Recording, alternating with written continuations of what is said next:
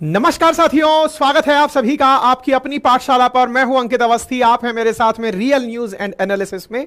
Patna high court ने हाल ही में बिहार सरकार के द्वारा दिया गया जो 65% रिजर्वेशन कोटा था उसको रद्द कर दिया है और कहा है कि यह राइट टू इक्वालिटी के खिलाफ है। पटना हाईकोर्ट का यह फैसला अब दिमाग में बहुत सारे प्रश्न लेकर आता है। पटना हाईकोर्ट का फैसला, प्रश्न नंबर 1, 65% कब हुआ? मतलब क्या वहां पर रिजर्वेशन 65% दिया जाता है बिहार में? अच्छा, नंबर 1। तो फिर वो जो ईडब्ल्यूएस का आरक्षण है 10%, वो भी है क्या? नंबर 2। नंबर 3, अब अगर ऐसा हुआ तो क्या होगा, इसके बाद के क्या रास्ते हैं? भारत में अधिकतम आरक्षण कितना दिया जा सकता है? किस आधार पर इसे रद्द किया गया है? आरक्षण की संवैधानिकता क्या है? आरक्षण को संविधान में कहां लिखा गया है? और सबसे इंपॉर्टेंट प्रश्न, बिहार में क्या वाकई में आरक्षण की आवश्यकता है? और अगर आवश्यकता है तो यह फैसला क्या बिहार के लिए सही है? बस इन्हीं बातों को ध्यान में रखकर आज का सेशन कर रहे हैं। तो चलिए पहले हेडलाइंस देखते हैं कि Patna high court strike down 65% quota in Bihar.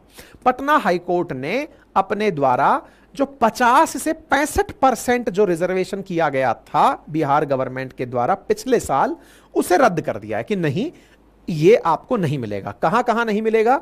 Job के केस में और कॉलेज के केस में रिजर्वेशन नहीं दिया जाएगा। ये सुर्खी बनती है, ठीक है। खबर को पढ़ लीजिए कि 20 जून को शैक्षणिक संस्थानों और सरकारी नौकरियों में पिछड़ा वर्ग यानी बैकवर्ड क्लास, अत्यंत पिछड़ा वर्ग, अनुसूचित जाति और अनुसूचित जनजाति के जो आरक्षण की सीमा 50 से 65% की हुई थी बिहार विधानमंडल के द्वारा 2023 में, उसे रद्द कर दिया है कि नहीं साहब, आप ऐसा नहीं कर सकते। ऐसा क्यों किया?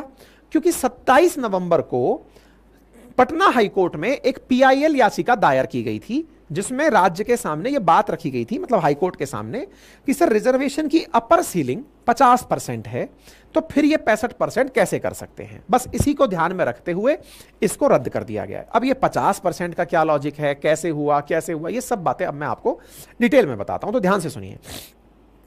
आपको यह याद होगा कि भारत की राजनीति में इन दिनों एक बहुत नया मतलब नैरेटिव आया है, एक नई बात निकल कर आई और पिछले 2-3 सालों में बहुत ज्यादा इस बात को उठाया गया है। और वो क्या है? मतलब देखिए, भारत में अब संघर्ष अलग अलग तरीके से एग्जिस्ट करता चल रहा है। पहले गरीबी अमीरी का संघर्ष था। लंबे समय तक जो पूर्व की सरकारें रही हैं उन्होंने गरीबी हटाने की बात की। फिर गरीबी से भारत धीरे धीरे उबरने लगा, तो बोले अब क्या करें?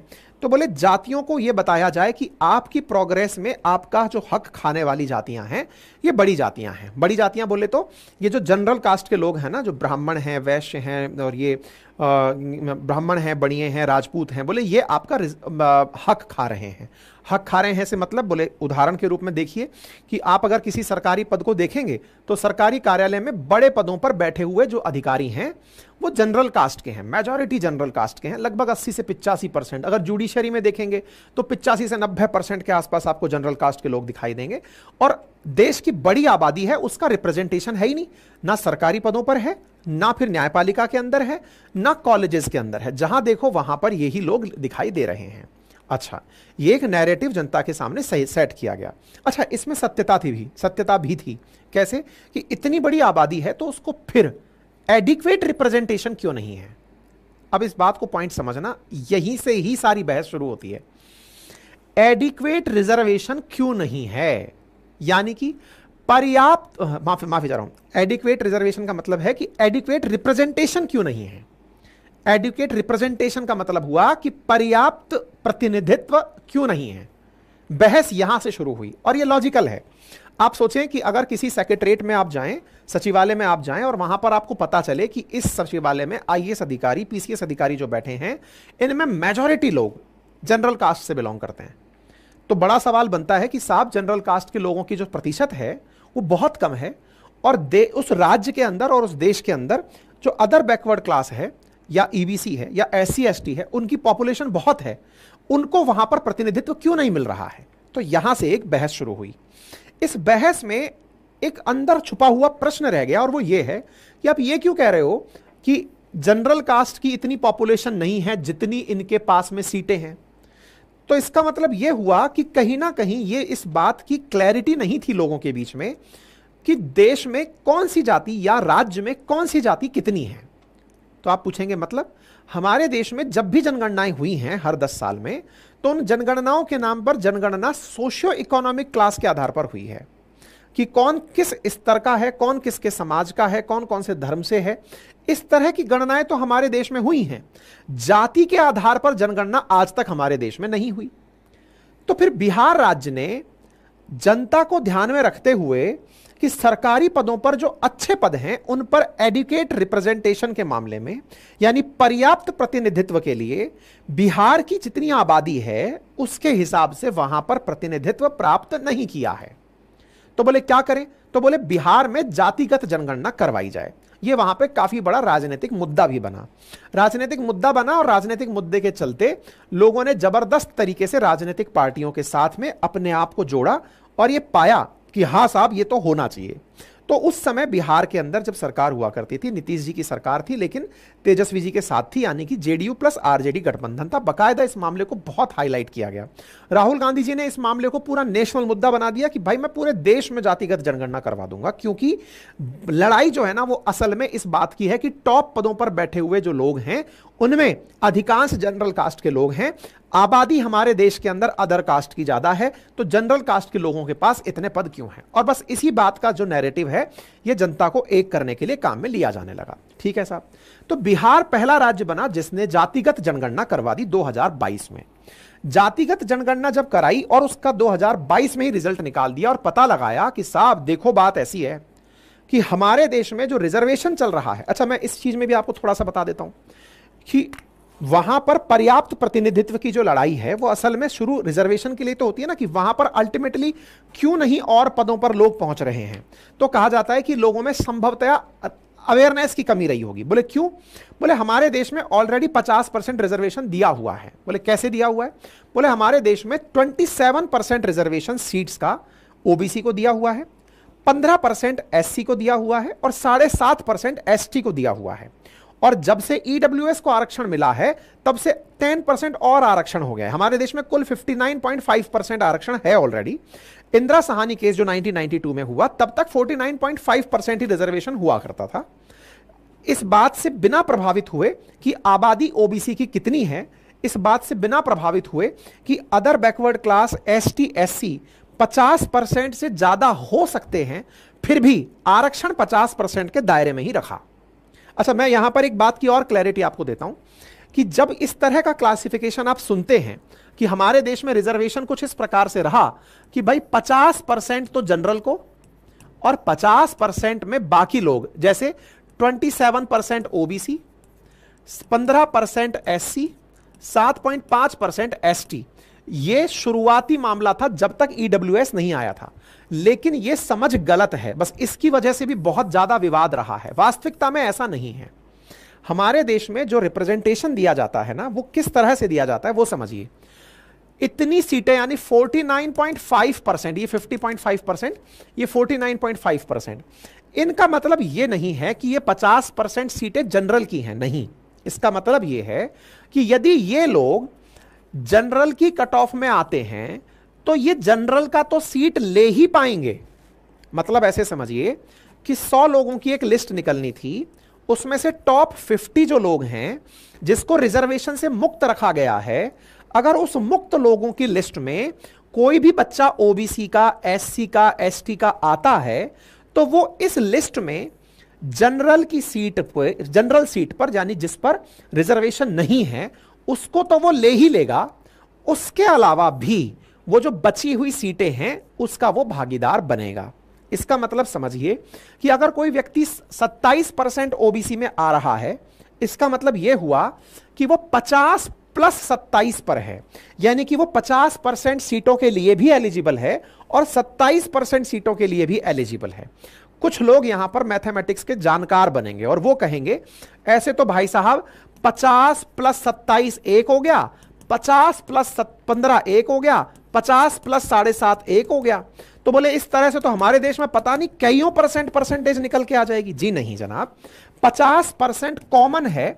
इस 50% में 27% वाला ओबीसी, 15% वाला एससी और 7.5% वाला एसटी भी इन वाली सीटों के लिए फाइट मचा सकता है। ठीक है, इन सीटों में वो पहुंचता है तो वो जनरल की सीट पर कंसीडर किया जाता है, तभी जाकर के रिजर्वेशन का मतलब रहता है। बहुत बार लोगों में ये बहस हो जाती है। बहुत से बच्चे जब रिजर्वेशन समझने के लिए क्लासेस में क्वेश्चन करते हैं तो उनके दिमाग में एक बड़ा प्रश्न रहता है कि सर, इतनी बड़ी आबादी को मात्र 27% सीटें ही क्यों दी गई? गलत, 27% सीटें नहीं दी गई। ये 27% ये जनरल जो सीटें हैं इसके अलावा दी गई, यानी इस पे तो आप सब उम्मीदवारी कर सकते हो। पूरा की पूरा देश विदाउट एनी कास्ट, जितने भी प्रकार के लोग देश में रहते हैं वो इन सीटों के लिए, ये सामान्य सीटें हैं, जनरल कास्ट की सीटें नहीं हैं। सामान्य सीटों का मतलब यह है कि ये विदाउट रिजर्वेशन सीटें हैं। इन्हें आप यूआर कैटेगरी अगर कहें तो ज्यादा अच्छा होगा, लेकिन हमारे देश में इसे जनरल जनरल बोल करके यह कर दिया गया कि ये जनरल कास्ट के लिए रिजर्व हैं। इससे भी बहुत सारे लोगों में भयंकर द्वंद्व रहता है। अगर आपने कॉम्पिटिटिव एग्जाम दिया है तो आप कॉम्पिटिटिव एग्जाम में इस थॉट को पहले रखें कि ये जो अनरिजर्व्ड कैटेगरी है ना, इसका मतलब है कि ये ओपन टू ऑल कैटेगरी है, इसमें हर कोई व्यक्ति कॉम्पीट कर सकता है। लेकिन इसके अलावा जो 27% ओबीसी है, इसका मतलब है कि इसमें केवल ओबीसी जाएगा। 15% अगर एससी है तो इसमें केवल एससी जाएगा, 7.5% एसटी है तो इसमें केवल एसटी जाएगा। इन पर कोई और कॉम्पीट नहीं कर पाएगा। इसका मतलब ये रिजर्व कैटेगरी है और ये अनरिजर्व कैटेगरी। तो ये पहले थोड़ा सा बेसिक डिफरेंस समझ लीजिए, ठीक है साहब, कोई बात नहीं। बिहार में कास्ट सेंसस होता है। कास्ट सेंसस में आंकड़े निकल कर आते हैं। तो आंकड़े क्या निकल करके आते हैं बिहार के अंदर, और वो किस तरह से आते हैं कि बिहार में जो एक्सट्रीम बैकवर्ड क्लास है ना, वो वहां की कुल पॉपुलेशन का 13.7 करोड़ पॉपुलेशन है। तो बोले वहां की कुल पॉपुलेशन का 36% एक्सट्रीम बैकवर्ड है। कहां पर? बिहार में। अदर बैकवर्ड 27% है। शेड्यूल कास्ट 19.65% है। शेड्यूल ट्राइब 1.68% है। और बाकी जो अन्य धर्म के जो लोग हैं उनकी परसेंटेज 1% से कम है। ठीक है साहब। तो इस प्रकार से यहां की जो कुल पॉपुलेशन का बंटवारा परसेंटेज पॉपुलेशन के हिसाब से किया गया। उस पॉपुलेशन में चूंकि कास्ट बेस था तो इनको ध्यान में रखते हुए अब आप खुद से विचार कीजिए कि हमारे देश के अंदर जो रिजर्वेशन दिया जाता है वो इस जाति के आधार पर दिया जा रहा है। जातिगत आधार पर रिजर्वेशन में पता चलता है कि आधी से ज्यादा आबादी तो ईबीसी प्लस ओबीसी की है, तो फिर रिजर्वेशन को 50% के दायरे में ही क्यों रखना? और हां, 10% तो ईडब्ल्यूएस अलग से चल ही रहा है। तो जनरल कास्ट के लिए, हां एक चीज मैं यहां पर और ऐड कर देता हूं, ये जो 50.5% है, जब से ईडब्ल्यूएस आया है तब से ये 50.5% से 40.5% रह गया। यानी कि उसमें से 10% एक्सक्लूसिवली केवल और केवल इकोनॉमी वीकर सेक्शन जो कि जनरल कास्ट से बिलोंग करता है ना, उसके लिए दे दिया गया है। ठीक है ना? तो ये बात अतिरिक्त रूप से अब ऐड और कर लीजिए आप। मतलब एक तरह से जो मैं अनरिजर्व कैटेगरी 50.5% बता रहा था, असल में अब ये 40.5% रह गई है जिस पर कि आप लोग उम्मीदवारी करते हैं। सब लोग ओपन उम्मीदवारी करते हैं। ठीक है। बिहार में जनगणना हुई जाति के आधार पर। जाति के आधार पर जनगणना हुई, आंकड़े निकल कर आए तो बोले भाई जब जनसंख्या इतनी है तो फिर रिप्रेजेंटेशन इतना कम क्यों है? ओबीसी को 27% रिजर्वेशन क्यों है? ओबीसी में तो ईबीसी वाले भी रिजर्वेशन ले रहे हैं, तो बोले रिजर्वेशन बढ़ाया जाना चाहिए। और यही हुआ साथियों। यहां पर रिजर्वेशन के अंदर रिजर्वेशन क्राइटेरिया को बढ़ा दिया गया और जो हमारे देश में ओबीसी का 27%, एससी का 15%, एसटी का 7.5% रिजर्वेशन इन जनरल चलता है, उसको चेंज कर दिया गया बिहार के अंदर और उसको बढ़ा करके 50 से 65% कर दिया गया। यानी 10% ईडब्ल्यूएस वाला मिला दिया जाए। जब से देश में 10% ईडब्ल्यूएस हुआ है तब से रिजर्वेशन ऑलरेडी इंदिरा साहनी को क्रॉस कर चुका है। लेकिन अगर इंदिरा साहनी मतलब यहां पर भी उस बात को देखा जाए तो 50 अब यहां पर 65% बन चुका है बिहार में, प्लस 10% ईडब्ल्यूएस, यानी बिहार की कुल आबादी 75% रिजर्वेशन में आ गई। लड़ाई कहां से शुरू हुई थी? एडिक्वेट रिजर्वेशन से। एडिक्वेट का मतलब पर्याप्त प्रतिनिधित्व के अभाव में रिजर्वेशन दिया जाए ताकि पर्याप्त प्रतिनिधित्व लोगों का सरकारी पदों पर हो, उच्च पदों पर हो। यह वाला प्रतिनिधित्व की बात की गई। अच्छा साहब, इस प्रतिनिधित्व के केस में हाईकोर्ट ने क्या फैसला दिया अब वो समझिए। हाईकोर्ट ने अपनी तरफ से जो पीआईएल दायर की गई उस पर फैसला सुनाते हुए कहा कि आप असल में adequate representation versus proportionate representation में कंफ्यूज हो गए लगता है। मतलब जितनी आबादी है उतना ही परसेंटेज में लोग वहां होंगे, ये वाली बात होती है प्रोपोर्शनेट रिप्रेजेंटेशन। कि अगर देश अब उस समाज में इतना परसेंट ये आदमी है तो इतना परसेंट सीटें इसकी होनी ही चाहिए, दैट इज प्रोपोर्शनेट रिजर्वेशन। वहीं दूसरी ओर है एडिक्वेट रिप्रेजेंटेशन, यानी कि पर्याप्त मात्रा में इनका भी वहां प्रतिनिधित्व होता रहे। ये दो बहुत बड़े कॉन्स्टिट्यूशनल आर्ग्यूमेंट हैं। पटना हाईकोर्ट ने कहा कि आप प्रोपोर्शनली रिजर्वेशन नहीं दे सकते। आप अगर ये कह रहे हैं कि हमने इसलिए रिजर्वेशन दे दिया कि इनका प्रोपोर्शन आगे बढ़ जाएगा, मतलब इनको हम अब मतलब इनका जितना प्रतिशत है उस आधार पर हम प्रोपोर्शनेट रिजर्वेशन दे देंगे, नहीं। इसके स्थान पर आप पर्टिकुलर जो जाति है उसका वहां प्रतिनिधित्व बढ़े, इसका प्रयास कर सकते हैं। यह कहते हुए पटना हाईकोर्ट ने इंदिरा साहनी वाला जो मामला 1992 है उसको आधार मानते हुए 65% को वापस 50% कर दिया। ठीक है, बिहार के अंदर आरक्षण को लागू करके ईबीसी के लिए जहां 18 से 25% किया गया था, ओबीसी को 12 से 18 किया गया था, एससी को 16 से 20 किया गया था, एसटी को 1 से 2% किया गया था, क्योंकि बिहार में एसटी पॉपुलेशन ऑलरेडी बहुत कम है। तो ऐसी स्थिति में इसको स्ट्रक डाउन कर दिया है। ठीक है, तो ये जो खबर है कि बिहार गवर्नर के द्वारा जो अप्रूव किया गया था वो पीआईएल के माध्यम से लौटाकर अब वापस ले आए हैं। ठीक है, अब बड़ा प्रश्न ये तो खत्म हो गया कि हाईकोर्ट ने क्या कहा। अब इसके बाद में क्या होगा? अब वो बाद में क्या होगा कि हाईकोर्ट के स्थान पर अब सुप्रीम कोर्ट जाएंगे, सुप्रीम कोर्ट के अंदर फिर से ये इंदिरा साहनी वाला मामला फिर से विवाद में आएगा। अब ये सब चलते रहेंगे। तो इंदिरा साहनी वाला मामला 1992 में आया था, जहां पर रिजर्वेशन का जो क्राइटेरिया है वो 50% रख दिया था और उसके बाद की जो अन्य सीटें हैं उन्हें अनरिजर्व कैटेगरी के अंदर डाल दिया गया था। ठीक है, इसके ऊपर ऑलरेडी हम बहुत बार मामले कर चुके हैं इंदिरा साहनी वाले मामले के ऊपर। ठीक है साहब, चलिए अब ये वाली बात मैं आपको समझा चुका हूं। अब सवाल बनता है कि बिहार में असल में आवश्यकता क्यों है, आरक्षण की आवश्यकता क्यों है? तो सबसे पहला कारण निकल के आता है कि बिहार में आरक्षण की आवश्यकता, जहां मैंने एक और एडिक्वेट रिप्रेजेंटेशन की बात की कि सरकारी पदों में कॉलेजेस के अंदर उन लोगों को जो ओबीसी, ईबीसी, एससी, एसटी से हैं उनका पर्याप्त प्रतिनिधित्व नहीं है, इसलिए रिजर्वेशन होना चाहिए, तो जग जाहिर है। उसके अलावा और क्या है? उसके अलावा है बिहार राज्य के अंदर सामाजिक आर्थिक पिछड़ापन। सामाजिक आर्थिक पिछड़ापन इस हद तक है कि यहां पर प्रति व्यक्ति आय देश में सबसे कम है, मतलब पर कैपिटा इनकम राष्ट्रीय औसत का मात्र 30% है। यानी कि एक तरफ अगर कोई 2400 रुपए कमाता है, $2400 कमाता है राष्ट्र के अंदर प्रति वर्ष, तो यहां का व्यक्ति 800 डॉलर कमा रहा है। बहुत ही कम आय है उसकी। ठीक है, पहला कारण। दूसरा कारण क्या है? बिहार राज्य के अंदर सबसे कम पॉपुलेशन शहरों में रहती है, मतलब मात्र 12% लोग ही शहरी आबादी में रहते हैं। 35% राष्ट्रीय औसत है, यानी कि देश के अंदर जहां 35% शहरों में रहते हैं, 65% गांवों में रहते हैं, बिहार के केस में यह नंबर 12% पर आता है। नंबर तीसरा, राज्य में सबसे कम कॉलेज का घनत्व है। यहां पर 30% आबादी आज भी गरीबी रेखा से नीचे रहती है। यह वो कारण है जिसके लिए रिजर्वेशन आवश्यक प्रतीत होता है कि भाई इस कारण से इन्हें अगर रिजर्वेशन मिलता है तो रिजर्वेशन के दम पर इनका प्रॉपर रिप्रेजेंटेशन मिलेगा और रिप्रेजेंटेशन के चलते इनके समाज का उत्थान होगा। पिछड़े वर्ग का जो भी एससी एसटी पिछड़ा वर्ग है उसका सरकारी नौकरियों में जितनी आबादी है उतनी मात्रा के अंदर प्रतिनिधित्व नहीं है। बस इसी वजह से बिहार के अंदर रिजर्वेशन की मांग की गई थी।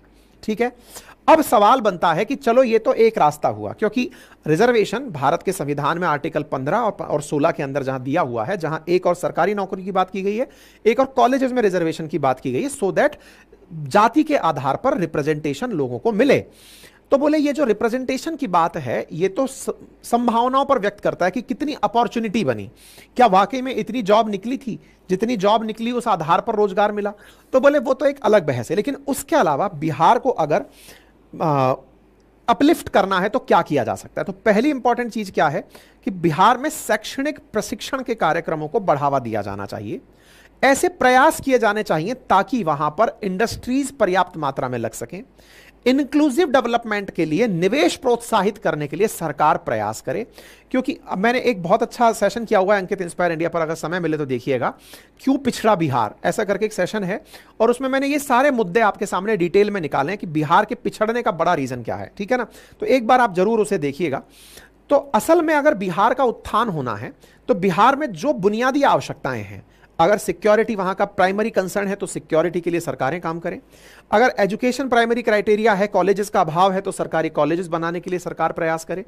साथ ही साथ अगर सरकार को आवश्यक लगता है कि रोजगार में प्रतिनिधित्व कम है तो उनका बढ़ावा देने के लिए लोगों में अवेयरनेस बढ़ाई जाए और बढ़ाने के लिए शिक्षा को बहुत प्रबल तरीके से आगे बढ़ाया जाए। पर कैपिटा इनकम को बढ़ावा देने के लिए निवेश को प्रोत्साहित किया जाए कि उस राज्य के अंदर बहुत सारी कंपनी आकर के अपना इन्वेस्टमेंट कर सकें। इन्वेस्टमेंट क्यों नहीं करने आ रही हैं, इस कारण को तलाशा जाए।